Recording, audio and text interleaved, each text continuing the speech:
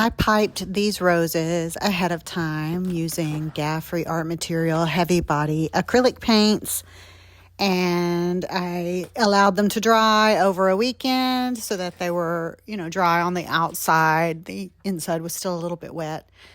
And then here I'm laying down leaves as a base to put the piped roses upon, and I wanted them to be super thick. One of the points of this Alice in Wonderland painting is its super chunky texture. So I just piped some yellow and then took my palette knife and glazed over it with green and pulled it out into a simple leaf shape. So that's what I'm doing here. That's one of my favorite tools in my hand. I bought it from the cake decorating section. It was like less than $2, a little plastic spatula, and it is so good. It is just such a great spatula. So what I did is did the leaves.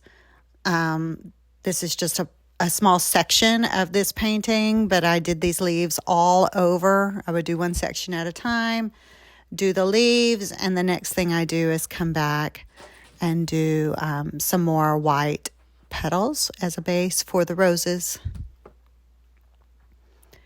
This Alice in Wonderland piece, I took 3 Wonderland creature pieces that I had over 2 years.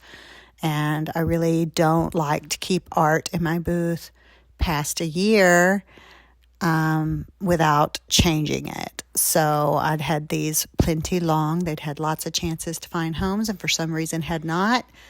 And sometimes when I combine older pieces all together in one big piece, then it finds a home quickly. And that's what I decided to do with this one. To the right, that piece that's in the plastic is a working clock, which was also an older piece. It was the last working clock I had. Here I am piping the white rose base, the white petals for the rose. And now you saw me grab the dried rose and break it off of the plastic that it had dried onto, and then nestle it down in those petals and leaves. I made one new piece to make this whole new Wonderland painting work together, and that was the March Hare.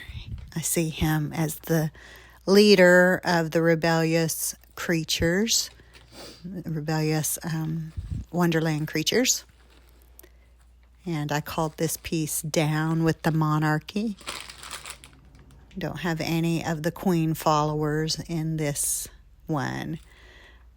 I am struggling with what to call my art. I call them paintings, but they are so sculptural. Maybe I should just start calling them paint sculptures because they are very 3D. And here I'm adding another rose, nestling it down. And there is that finished section and the finished painting.